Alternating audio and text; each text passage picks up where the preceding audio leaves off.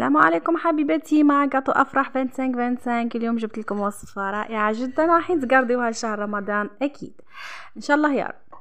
هذه الوصفه هذه وشنو هي المعسله، راح تشوفوا ما ألذها وبنينه صح. واش راح نحتاجوا فيها؟ راح نحتاجوا 3 كؤوس فرينه، راح نحتاجوا ايضا كاس تاع ججلانيه، راح نحتاجوا ايضا فيها هنا مغرف صغيره تاع القرفه، ونحتاجوا مغرف صغيره تاع خميره الحلوى. راح نديروا معها شويه ملح، انا كنت حطيت شويه بزاف لكن نتوما نقصوا منها الملح، حطوا شويه برك تاع الملح. راح نحتاجوا مغرف كبيره تاع الزيت ومغرف كبيره تاع الخل. راح نحتاجوا ايضا في هذه الوصفه هذه واش نحتاجوا يا البنات، راح نديروا نص كاس تاع ماء زهر مع نص كاس تاع زبده تكون دايبه وبارده. راح نبدا نخلط في هذيك الوصفه نتاعي يا البنات.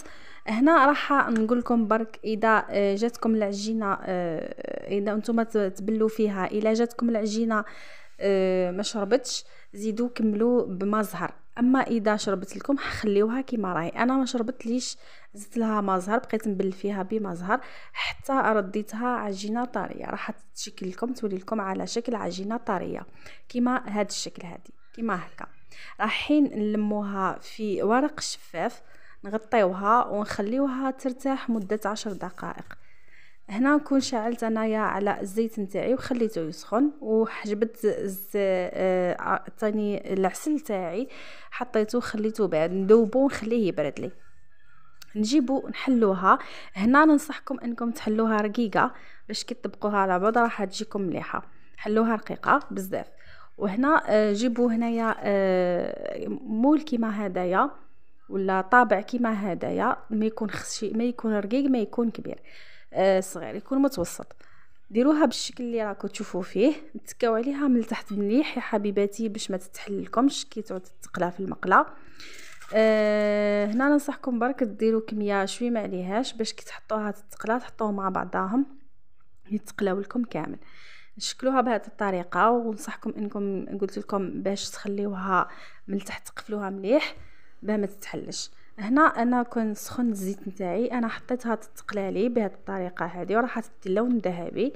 والعسل تاعي طبعا حطيته ايضا انا كان يسخن لي باه يذوب، وخليته برد لي، حطيته اكوطي خليته برد. بعد ما طابت لي بهذه الطريقه هذه كما راكم تشوفوا فيها بدات تداو اللون هذا المليح. هنا فرغتها ديريكتومون في العسل وهو بارد، خليتها تشرب العسل تاعها مليح مليح ونحيتها حطيتها اكوطي. واش نقول لكم بنينه، رايحين تجربوها مع كاس تاي في السهره مع حبابكم، هايله. ما حتى تعرضوا حبابكم في الليل في السهره وديروها راح تكون رائعه جدا، راح تستغناو على تاع برا وتجربوا هذه. ما تنسوناش حبيباتي بالجيم والكومونتير، وسلام.